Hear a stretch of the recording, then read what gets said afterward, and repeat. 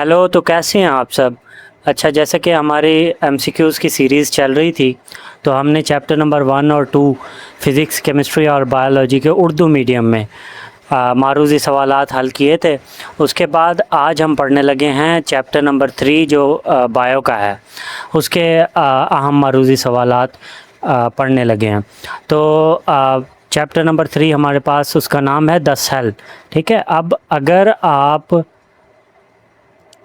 देखें तो the cell में जितने भी ऑर्गेनेलीज हैं, सेल के जितने भी फंक्शन है वो बताए गए हैं चैप्टर नंबर 3 के अंदर।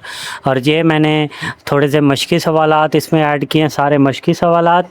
और उसके अलावा क्या कहते हैं, अहम जो मुझे लगे थे कि एमसीक्यूज़ आ सकते हैं ये पेपर के अंदर, तो वो मैंने इसमें जमा करके 35 एमसीक्यूज़ बनाए हैं। अगर आप इनकी तैयारी कर लेते हैं तो आपका मारूज़ी का सेक्शन बहुत अच्छे तरीके से हो पाएगा और आप अच्छे नंबर अचीव कर पाएंगे।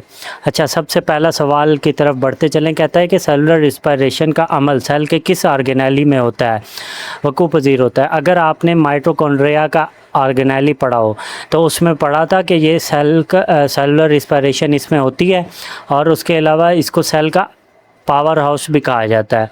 ठीक है, तो जवाब नंबर बे जो है हमारे पास वो दुरुस्त जवाब है।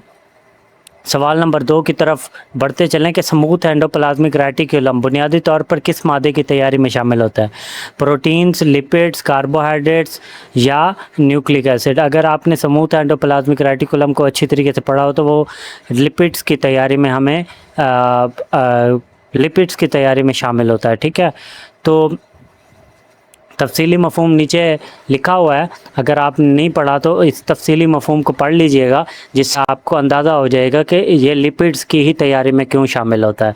सवाल नंबर 3 की तरफ बढ़ते चलें कि राइबोसोम का बुनियादी और अहम तरीन काम क्या है। राइबोसोम का बुनियादी और अहम तरीन तवानाई पैदा करना है, प्रोटीन्स की तैयारी है, लिपिड्स की तैयारी है, या डीएनए के नकल की तैयारी है। ठीक है, तो हमारे पास जवाब नंबर बे जो है वो दुरुस्त जवाब है, प्रोटीन की तैयारी। ठीक है, क्योंकि राइबोसोम्स अक्सर प्रोटीन सिंथेसिस का मरकज़ी मकाम होते हैं। ठीक है, उसके बाद सवाल नंबर 4 की तरफ बढ़ते चलें कि कौन सा ऑर्गेनेली खलिए के यानी सेल के अंदर मौजूद जहरीले मादों को ख़त्म करने और बेकार मादों को तोड़ने का ज़िम्मेदार है। गाल्जी apparatus, lysosome, mitochondria, nucleus. Nucleus तो क्या कहते हैं, दरमियान वाला होता है। ठीक है, न्यूक्लियस सेंटर वाला पोर्शन जिसमें क्रोमोसोम्स पाए जाते हैं। गाल्जी अपरेटस भी नहीं, माइटोकॉन्ड्रिया पावर हाउस है लेकिन वो जहरीले मादों को ख़त्म नहीं करता। तो जवाब नंबर बे जो है हमारे पास वो दुरुस्त जवाब है, जो है लाइसोसोम। ठीक है, सवाल नंबर 5 की तरफ बढ़ते चलें। न्यूक्लियस का कौन सा हिस्सा राइबोसोम की तैयारी का ज़िम्मेदार होता है, न्यूक्लियोप्लाज्म, न्यूक्लियोलस, क्रोमैटिन नेटवर्क या न्यूक्लियर इन्वेलप। तो न्यूक्लियोलस जो है वो राइबोसोम की तैयारी में तैयारी का ज़िम्मेदार होता है। जवाब नंबर बे जो है हमारे पास दुरुस्त जवाब है इसका। सवाल नंबर 6 की तरफ बढ़ते चलें कि न्यूक्लियर पोर्स का सबसे अहम काम क्या है। सेल डिवीजन को कंट्रोल करना, न्यूक्लियस और साइटोप्लाज्म के दरमियान मालिक्यूल की नकल हरकत को कंट्रोल करना, सेल के पीएच कंट्रोल का तवानाई खारिज करना। तो जाहिर सी बात है जवाब नंबर बे जो है हमारे पास वो दुरुस्त है, क्योंकि न्यूक्लियर पोर्स का असल काम जो है वो न्यूक्लियस और साइटोप्लाज्म के दरमियान मालिक्यूल्स की नकल हरकत का कंट्रोल करना है। ठीक है, उसके बाद सवाल नंबर 7 की तरफ बढ़ते चलें। कहता है कि दर्ज झैल में से कौन सी साख सिर्फ जानवरों के सेल्स में पाई जाती है और सेल डिवीजन के दौरान स्पिंडल फाइबर बनाती है। सेल मेम्ब्रेन, सेंट्रियोल, प्लाज्मोडेस्माटा या वैक्यूल। तो जाहिर सी बात है कि सेल डिवीजन के दौरान जो साख स्पिंडल फाइबर बनाती है उसे हम सेंट्रियोल कहते हैं। ठीक है, तो सवाल नंबर 8वें की तरफ बढ़ते चले। कौन सा ऑर्गेनेली सेल के अंदर एटीपी की शक्ल में तवानाई पैदा करने का मरकज़ी किरदार अदा करता है। तो वहीं जवाब आ गया endoplasmic reticulum, lysosome, गाल्जी operator, mitochondria. तो जाहिर सी बात है एटीपी की शक्ल में तवानाई पैदा करना का मरकज़ी किरदार जो है वो माइटोकॉन्ड्रिया अदा करता है। तो दुरुस्त जवाब जो हमारे पास है बे, माइटोकॉन्ड्रिया। सवाल नंबर 9 की तरफ बढ़ते चलें तो वो कहता है कि पौधे के पत्तों के मेसोफिल सेल्स में पाए जाने वाला कौन सा ऑर्गेनेली ग्लूकोज यानी खुराक की तैयारी करता है। Xylem, phloem, chloroplast, epidermal cell. तो मेसोफिल सेल के अंदर जो ऑर्गेनेली है, ठीक है, तो अब इसको ऐसे समझो कि ग्लूकोज की तैयारी में हमें क्लोरोफिल की लाजमी ज़रूरत होती है, क्योंकि क्लोरोफिल जो है वो सूरज की रोशनी को जज़ब करके आगे अपना फोटोसिंथेसिस का प्रोसेस जारी करता है, मतलब कि करता है। तो क्लोरोफिल किस में होता है? क्लोरोप्लास्ट के अंदर होता है। तो जवाब नंबर जीम जो है हमारे पास दुरुस्त जवाब है, ठीक है। सवाल नंबर 10 की तरफ पढ़ते चलें। 10 जाल में से कौन सा ऑर्गेनेली खुद अपना डीएनए रखता है और अपनी तादाद खुद दुगना करता है? तो इसमें कोई चीज़ देखने वाली ही नहीं है। माइटोकॉन्ड्रिया और क्लोरोप्लास्ट जो है वो अपना डीएनए खुद रखते हैं और अपनी तादाद को खुद ही दुगना करते हैं, किसी और डीएनए पे वो मतलब कि इन्हिसार नहीं करते। तो जवाब नंबर बी जो है वो दुरुस्त जवाब है। सवाल नंबर 11 की तरफ बढ़ते चलें। तो वो कहता है कि सेल की इकसाम और साख्त के लिहाज से फंजाई की सेल वाल किस मादी तरकीब से बनी हुई है? सेलुलोज, काइटन, पेप्टाइडोग्लाइकन, प्रोटीन, ठीक है। तो फंजाई की जो सेल वाल है किस मादे से बनी हुई है? तो ज़ाहिर सी बात है हमारे पास वो काइटन से बनी हुई है। तो दुरुस्त जवाब हमारे पास बे है। इसके अलावा सवाल नंबर 12 की तरफ बढ़ते चलें। तो वो कहता है कार के बारीक टुकड़े का मुशाहिदा करके सबसे पहले सेल की इस्तिलाह किस साइंसदान ने 1965 में मुतारिफ़ करवाई?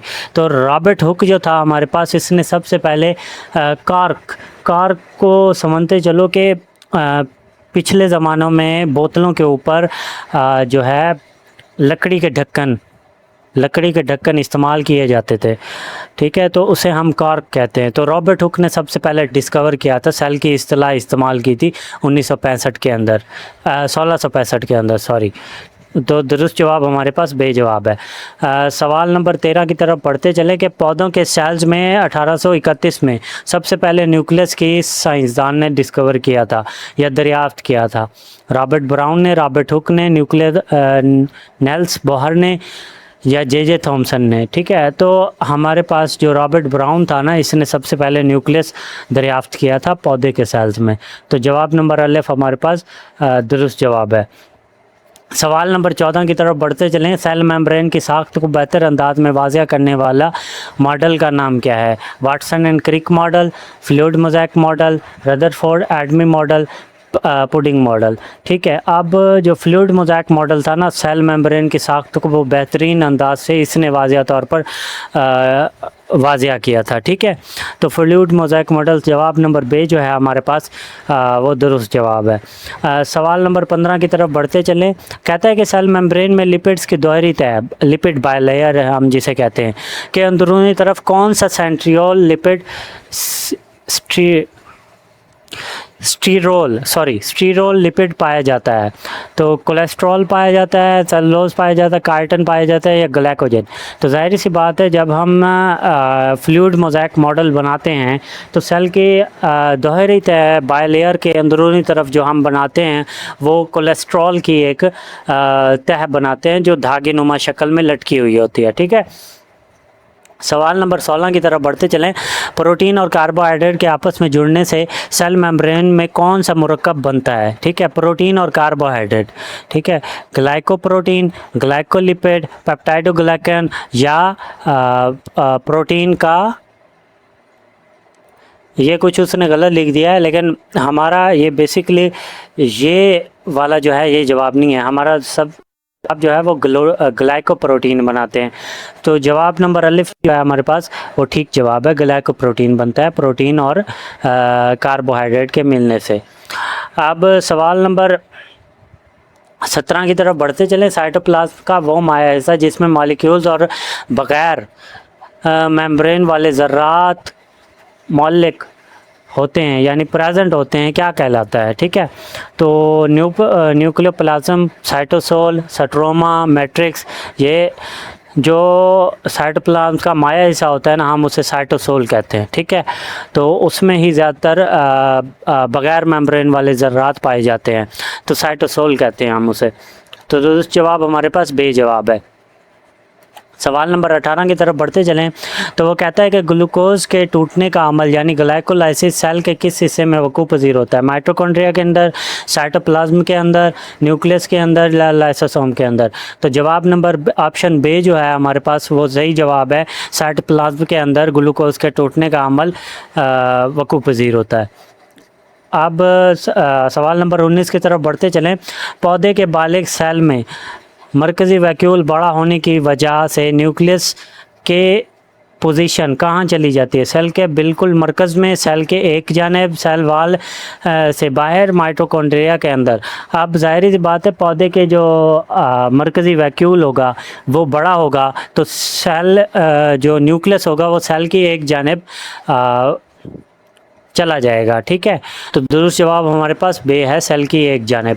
तो सवाल नंबर 20 की तरफ हम बढ़ते चलें। डीएनए पर मौजूद वो इकाइयाँ जो खुलिया की तमाम सरगर्मियों को कंट्रोल करती हैं क्या कहलाती है? Genes, proteins, lipids, enzyme.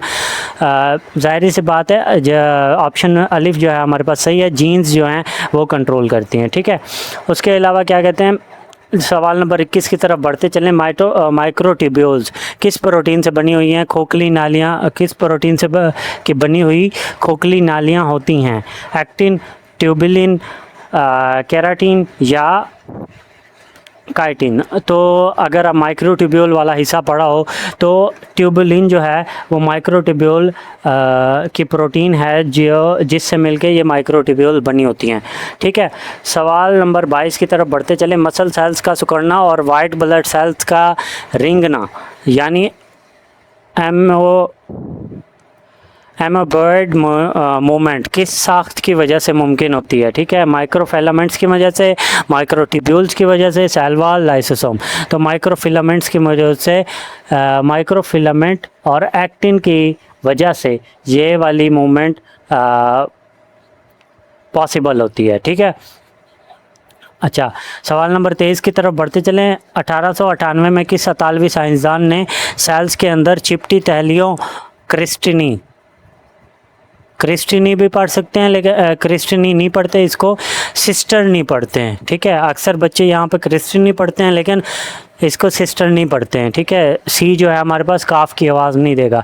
पर मुश्तमिल गॉल्जी अपरेटस दरियाफ्त किया था। ठीक है, Camillo Golgi, Robert Hooke, Christian de Duve, Robert Hooke. ठीक है, तो हमारे पास जो है कैमिलो गॉल्जी ऐसा साइंसदान था जिसने ये वाली गॉल्जी अपरेटस की दरियाफ्त की थी। ठीक है, तो सवाल नंबर 24 की तरफ मुड़ते चले। लाइसोसोम को साइंसी दुनिया में सबसे पहले किस साइंसदान ने दरियाफ्त किया था? कैमिलो गॉल्जी, क्रिश्चियन रेनी डिड्यू, रॉबर्ट ब्राउन, डेमोक्रेटस। तो क्रिश्चियन रेनी डिड्यू ने सबसे पहले लाइसोसोम की दरियाफ्त की थी। ठीक है, सवाल नंबर 25 की तरफ बढ़ते चलें कि माइटोकॉन्ड्रिया के अंदरूनी तह दार फोल्ड्स को क्या कहा जाता है? माइटोकॉन्ड्रिया के अंदर जो फोल्ड्स होती है ना जिसमें लिक्विड प्रेजेंट होता है उसको क्या कहा जाता है? तो हम उसे कहते हैं क्रिस्टी। ठीक है, क्रिस्टी। वहाँ पे सिस्टर नहीं था, यहाँ पे क्रिस्टी है। ठीक है, तो हम उसे कहेंगे क्रिस्टी। जवाब नंबर बे जो है ठीक है। अच्छा, सवाल नंबर 26 की तरफ बढ़ते चलें। क्लोरोप्लास्ट के अंदर पाए जाने वाले थैली नुमा सैक जैसी साख्तों के ढेर को क्या कहा जाता है? यानी वो जो क्लोरोप्लास्ट बनाया था उसके अंदर थैलियाँ जो बनाई थी हमने उसके ढेर को क्या कहा जाता है? क्रिस्टी, मैट्रिक्स, नोटोप्लास्ट या ग्रेना? तो हम उसे कहते हैं ग्रेना। तो एक थैली को हम कहेंगे ग्रेनम। ठीक है, अच्छा, सवाल नंबर 27 की तरफ बढ़ते चलें। कहता है कि पौधे के बालिग सेल में बड़े मरकज़ी वैक्यूल के गिर्द मौजूद मेम्ब्रेन का नाम बताएं। Tonoplast, cell membrane, nuclear envelope, middle lamella. तो टोनोप्लास्ट जो होती है वो इसके गिर्द मौजूद मेम्ब्रेन का नाम होता है। तो ऑप्शन अलिफ जो है हमारे पास वो दुरुस्त जवाब है, टोनोप्लास्ट। सवाल नंबर 28 की तरफ बढ़ते चले। पौधे के खुलिये में अंदर से बाहर की तरफ लगने वाले दबाव को जो सेल की सख्ती बरकरार रखता है क्या कहलाता है? ठीक है, blood pressure, trigger pressure, osmotic pressure या एटमॉस्फेरिक प्रेशर, ठीक है, एटमॉस्फेरिक प्रेशर इसे कहेंगे। तो जवाब नंबर बे जो है हमारे पास ठीक है, ट्रिगर प्रेशर हम कहते हैं, ठीक है। तो सवाल नंबर 30 की तरफ बढ़ते चलें। पौधों के सेल्स में करीबी सेल्स के दरमियान बराह रास्त राब्ते और मवाद की मुंतकिली के लिए कौन से चैनल्स होते हैं? Plasmodesmata, cilia, flagella, centriole. तो प्लाज्मोडेस्माटा हमारे पास ऐसे चैनल होते हैं जो पौधे के सेल्स में करीबी सेल्स के दरमियान बराह रास्त राब्ते और मवाद की मुंतकिली के लिए इस्तेमाल होते हैं, ठीक है। सवाल नंबर 30 की तरफ बढ़ते चलें। पौधों में फूलों के पेटल्स और फलों के खूबसूरत रंग देने वाले प्लास्टिड्स का क्या कहा जाता है? अगर आपने क्लोरोप्लास्ट वाला ना ऑर्गेनेली पढ़ा हो तो उसमें बहुत सी टाइप्स बताई गई हैं, तो हम इसे कहते हैं क्रोमोप्लास्ट। ऑप्शन बी जो है हमारे पास दुरुस्त जवाब है। सवाल नंबर 31 की तरफ बढ़ते चलें। पौधों के ज़ेरे ज़मीन तनों और जड़ों में स्टार्च और लिपिड और प्रोटीन ज़ख़ीरा करने वाले रंगीन और बेरंग प्लास्टिड्स को क्या कहा जाता है? तो हम उसे कहते हैं लिकोप्लास्ट। ऑप्शन अलिफ जो है हमारे पास वो सही जवाब है इसका। सवाल नंबर 32 की तरफ बढ़ते चलें। सेंट्रियोल की साख माइक्रोट्यूब्यूल्स के कितने ट्रिपलेट्स पर मुश्तमिल होती है? ठीक है, सेंट्रियोल जो है वो माइक्रोट्यूब्यूल के कितने ट्रिपलेट्स पर मुश्तमिल होते हैं? तो 9 ट्रिपलेट्स पर मुश्तमिल होते हैं हमारे, ठीक है। तो जवाब नंबर बे जो है वो हमारे पास दुरुस्त जवाब है। सवाल नंबर 33 की तरफ बढ़ते चलें तो वो कहता है कि ताज़ा पानी की प्रोटेस्ट्स या जैसे अमेबा में इजाफी पानी और फुजला बाहर निकालने के लिए कौन सा वैक्यूल पाया जाता है? Food vacuole, contractile vacuole, mercury vacuole, तो गैस वैक्यूल। तो जवाब नंबर बे जवाब है हमारे पास कॉन्ट्रैक्टाइल वैक्यूल पाया जाता है, तो दुरुस्त जवाब ऑप्शन बे है। सवाल नंबर 34 की तरफ बढ़ते चलें। पौधे के प्राइमरी सेल वाल बुनियादी तौर पर किन कीमियाई अज्जा पर मुश्तमिल होती है? सिर्फ काइटिन और प्रोटीन, सेलुलोज, हेमीसेलुलोज और पैक्टिन, सिर्फ लिग्निन या पेप्टाइडोग्लाइकन। तो पौधे की प्राइमरी सेल वाल जो होती है ना वो हमारे पास सेलुलोज, हेमीसेलुलोज और पैक्टिन पर मुश्तमिल होती है। जवाब जो है इसका बे ठीक है। अच्छा, सवाल नंबर 35 की तरफ बढ़ते चले। यूकैरियोटिक सेल प्रोकैरियोटिक सेल की सेल वाल किस मुनफरिद मालिक्यूल से बनी होती है? Cellulose, peptidoglycan, chitin, lignin. तो पेप्टाइडोग्लाइकन से प्रोकैरियोट की सेल वाल बनी होती है। तो आज का टॉपिक जो है हमारे पास हमारा वो हो गया है ख़त्म, ठीक है। तो इस जो है मतलब कि 35 के 35 MCQs हैं, इसको ध्यान से देख लीजिएगा और चैनल को सब्सक्राइब, लाइक और शेयर कीजिएगा, ठीक है। अगर सब्सक्राइब ना भी करें या लाइक ना भी करें तो शेयर कर दीजिएगा अपने उस दोस्त के पास जो ये इस सब की तैयारी कर रहा है, ताकि बोर्ड में उसके अच्छे नंबर आ सकें। और ये वाली चीज़ें जो मैं बता रहा हूँ ना, ये वाली चीज़ें बहुत ही मतलब कि अहम चीज़ें हैं जो बोर्ड के पेपरों में आ सकती हैं, ठीक है। अब जो है सिलेबस तब्दील हो गया है तो ज़्यादातर ये कॉन्सेप्चुअल सवाल ही आने हैं। तब तक के लिए अल्लाह हाफिज़, मिलते हैं अगली वीडियो के साथ।